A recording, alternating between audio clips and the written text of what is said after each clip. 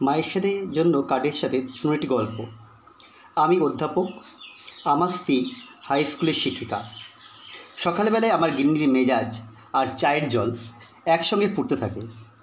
আজ হঠাৎ গিন্নির আদেশ হলো, তিতলি মানে আমার মেয়ের নাম, স্কুল থেকে ডাক এসেছে, তোমাকে যেতেই হবে।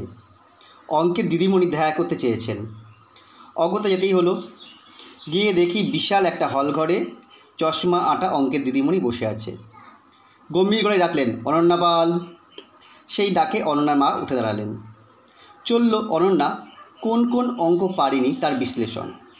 তার সঙ্গে পাল্লা দিয়ে চলল বেচারা অনন্যার মায়ের তীব্র আস্ফলন। এতগুলো টাকা খরচ করে মাস্টার রেখেছি, চল আজ তোর বাড়ি চল, তোর হাত পা ভাঙব। পল্লবীর মা আর বাড়ি পর্যন্ত অপেক্ষা করলেন না।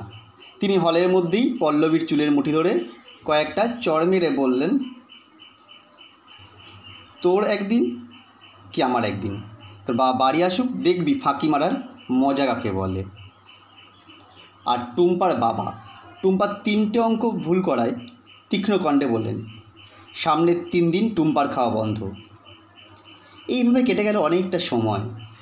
অবশেষে ডাক এলো তিতলি চ্যাটার্জি মানে আমার মেয়ের। দিদিমণি বলে চললেন, আপনার মেয়ে তো অর্ধেক অঙ্কই পারেনি। আমি বললাম, অর্ধেক অঙ্ক তো পেরেছে, আর একটু বড় হলে বাকিটা শিখে নেবে, আপনি টেনশন নেবেন না ম্যাডাম। দিদিমণি বললেন, আপনি কনফিডেন্ট? আমি নিশ্চিত। আসলে কি জানেন ম্যাডাম, আমি আর তিতলির মা দুজনে মাধ্যমিকে দুজনে মিলে অঙ্কে 100 তুলতে পারিনি।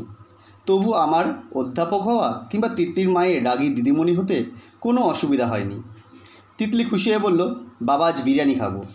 আমি বললাম, টুম্পাকেও ডাকিস, ওর বাবাকে 3 দিন খেতে দেবে না। বাড়তি চাপ দিয়ে ছেলে মেয়েকে টেনশন দেবেন না, টেনশন নেওয়ার জন্য সারা জীবনটা পড়ে রয়েছে। ওরা যেদিন নিজেরা বুঝবে সেদিন ঠিক শুধরে নেবে। এটা একটি জনৈক অধ্যাপকের লেখা। কেমন লাগলো কমেন্ট করে জানাও।